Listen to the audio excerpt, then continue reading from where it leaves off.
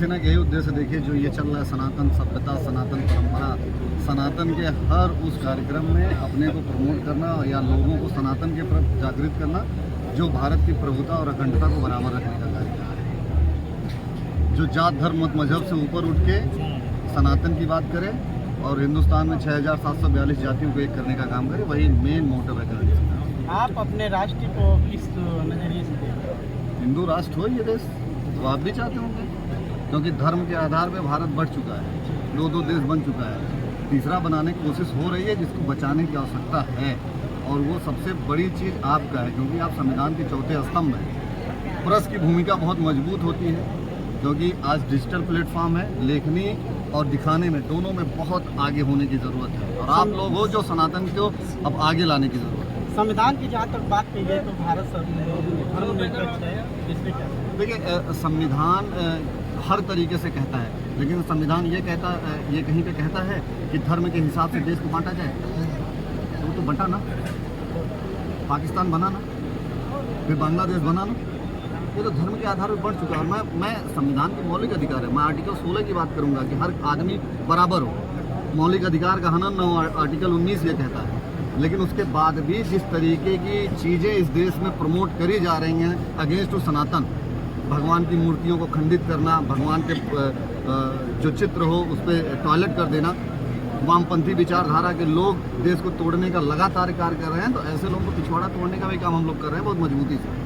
अभी आपका आगमन ये जिला बलिया में हुआ है, पहली बार? ये मेरे भाई हैं शक्ति, उनके दरवाजे पे राम कथा का आयोजन हो रहा है, उस कार्यक्रम में हम लोग शामिल होने आए हैं, एक भाई होने का फर्ज अदा करने और सनातन का बेटा होने के नाते इस सनातन व्यवस्था में जो बयार बह रही है उस हवा को महसूस करना। इस शुभ अवसर पे अपने देश को और क्षेत्रवासियों को क्या आपके तरफ से शुभकामनाएं? मैं तो बस यही कहूँगा ना कि आने वाला समय हिंदुस्तान का है दुनिया में। ये सोने की चिड़िया थी नहीं, सोने की चिड़िया है, बस समझने की ज़रूरत है। आदमी कहता ना कि आपके अंदर कितनी ताकत है, ताकत तब आदमी देख पाएगा जब अखाड़े में उतरेगा, इसलिए अब अखाड़े में उतरने की ज़रूरत है, देश को उन्नति और प्रगति पे ले जाने की आवश्यकता है। धन्यवाद। सर, जूता मारने वाला जो आरोप लगा था कि वो भी अनिल मिश्रा बयान दे रहे थे। देखिए, मैं आपको एक बात बताऊँ, देखिए मैं बहुत व्यक्तिगत आपको बात बताऊँ, सबका अपना तरीका है काम करने का, कौन क्या कहता है कौन क्या नहीं कहता है। अभी तक हमारा कोई स्टेटमेंट इस टाइप का किसी के लिए नहीं, बहुत टू बी फ्रैंक है सब।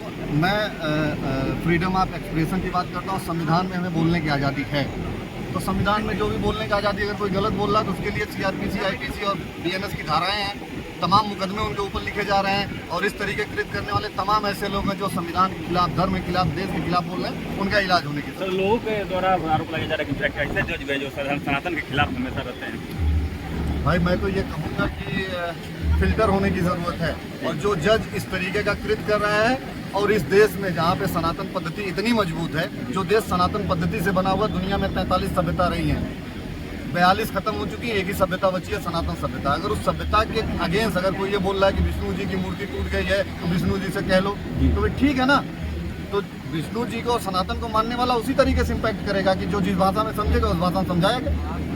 और जिसने भी कहा, जिसने भी CGI के ऊपर जूता फेंका, उसका व्यक्तिगत मामला है। CGI के स्टेटमेंट को कोट वो कर रहा है, हम कौन होते कोट करने वाला। अब जूता जिसने मारा है उसका आप इंटरव्यू लीजिए, वो बताएगा उसने जूता क्यों मारा। क्या कहेंगे सर, युवाओं के लिए क्या कहेंगे? युवाओं के लिए कहेंगे कि अब देश को उन्नति की तरफ लेकर चलिए, क्योंकि युवाओं का देश है, 70% आबादी हम लोगों की है, देश में परिवर्तन लाने की ज़रूरत है, अखंडता में देश को एक करने की ज़रूरत है, एक धागे में पिरोने की ज़रूरत है। अब वो समय दूर करीब है कि अब समाज जग रहा है, पूरा देश जग रहा है। वोट क्यों कौन है? मेरे हिसाब से मैं कोई पॉलिटिकल स्टेटमेंट इसलिए नहीं दूंगा, I am not a political party. If I don't mind कि ये कोई मैटर नहीं है कि वोट चोर कौन है। अगर आप वोट नहीं दे रहे हो तो सबसे बड़े चोर आप हो, पहले आप वोट दीजिए। धन्यवाद। सर, सबसे पहले आप ये बताइए कि इतने छोटे से गांव में, जो कि आपका ग्राम सभा मातृभूमि है, यहाँ पे इतना बड़ा कार्यक्रम कराने का उद्देश्य क्या है? पहली बात कि हमारा गांव है और बहुत विशाल गांव है, पूर्व प्रधानमंत्री जी के पड़ोसी गांव है इब्राहिमपट्टी का, और इस कार्यक्रम का सिर्फ मकसद ये है कि धर्म जागरण होता रहे समाज के हर वर्ग में, और देश के हर क्षेत्र में। और मेरा हमेशा से मानना रहा है कि हमारी जो सांस्कृतिक विरासत है वो गांव से ही बची हुई है। चाहे वो देव दीपावली हो, चाहे दुर्गा पूजा हो, चाहे रामलीला हो, आप हमेशा देखेंगे कि शहरों से अच्छा गांव में चट्टी चौराहों पर हर जगह रामलीला और देवी पूजा होता है। और उसी कड़ी में एक हमारा भी प्रयास है कि इस क्षेत्र के सभी लोगों को श्री कृष्ण की लीला, मर्यादा पुरुषोत्तम राम का जीवन कैसा था उसके बारे में पता चल सके। बस यही मकसद है।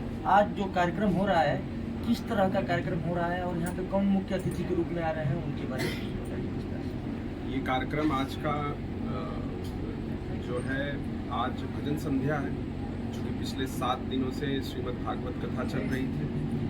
आज भजन संध्या होगी। साथ में यहाँ पे मैं भारतीय जनता पार्टी का कार्यकर्ता हूँ। भारतीय जनता पार्टी संघ एक परिवार है। परिवार के बहुत सारे वरिष्ठ जन अपनी गरिमामयी उपस्थिति यहाँ पे दर्ज करा रहे हैं। इस अवसर पे इस जनपद के पूर्व प्रधानमंत्री के गृह जनपद के लोगों को क्या संदेश देना चाहिए?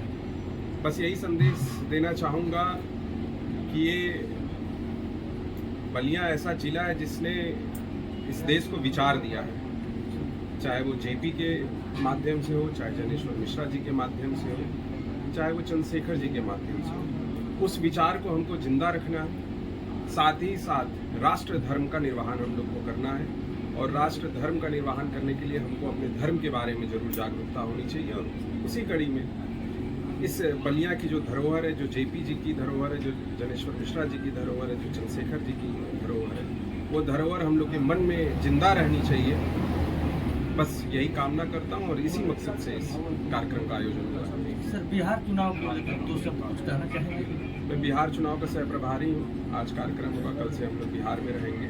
बिहार में भारतीय जनता पार्टी पूर्ण बहुमत से सरकार बना रही है और पहले से भी मजबूत तरीके से हमारा एनडीए गठबंधन वहाँ पे चुनाव जीत रहा है और सुशासन की डबल इंजन की सरकार वहाँ पे बनने जा रही है। इस बार आपका बिहार चुनाव में प्रमुख मुद्दा आप लोग का क्या है? वहाँ पे कहा जाता है कि शराबबंदी के बाद भी शराब मिल जाती है। इस पे आप लोग का, आपकी सरकार भी चल रही है, वहाँ पे एनडीए की सरकार चल रही है, फिर भी मतलब क्या कहना चाहेंगे उस पर? अब जिनकी वजह से जंगल राज था, वो लोग आरोप लगाएंगे तो उनकी बात को सुनना मुझको लगता है कि वो बहुत सीरियस टॉक नहीं रहती है। और जिन्होंने जंगल राज दिया, बिहार आज भी सबसे पिछड़े क्षेत्रों में, सबसे पिछड़े प्रदेशों में सबसे पहले नंबर पर आता है। वो लोग आज आरोप लगा रहे हैं। सबको पता है कि पिछले 15 साल में जब जब नीतीश बाबू के साथ एनडीए की सरकार रही है, तब तक बिहार बहुत तेजी से उन्नति की तरफ आगे बढ़ा। पिछली कुछ बुराइयां हैं जो बिहार की, क्या उसको इस सरकार में, अब की बार सरकार बनते ही दूर की जाएंगी? एकदम दूर की जाएंगी। जो हमारी पार्टी, हमारा संगठन तो ऐसा संगठन है कि जो मैनिफेस्टो में लिखता है उसको धरातल पर उतारने का काम करता है। अभी ये दीपावली है, छठ पूजा है, अपने क्षेत्रवासी देशवासियों को किस तरीके से शुभकामना देना चाहेंगे? दिवाली है, छठ पूजा है, सबके जीवन में राम आए, सबके जीवन में राम के विचार आए, मर्यादा पुरुषोत्तम के जीवन का लोग अनुसरण करें, अपने जीवन में परिवर्तन लाए। समाज में जो वर्ग सबसे पिछड़ा है, अंतिम पायदान पे खड़े जो लोग हैं, उनको सपोर्ट करिए, उनको आगे लाने का काम करिए। यही राष्ट्र धर्म है और यही इस दिवाली पे हम सबको संकल्प लेना चाहिए। बहुत बहुत धन्यवाद। Thank you. मेरा हेलीकॉप्टर सूर्यास्त के बाद उतर नहीं पाएगा, इसलिए 4:15 बजे मुझे जाना है। लेकिन तब से लेकर के अब तक मैंने ये महसूस किया कि हर आदमी चाहता है कि नेताजी के साथ हमारी एक फोटो हो। इससे ये पता चलता है कि आपके दिल में मेरे लिए कितनी जगह है। 1 जनवरी से लेकर के 8 जनवरी तक अयोध्या में के जस्ट बगल में नंदनी नगर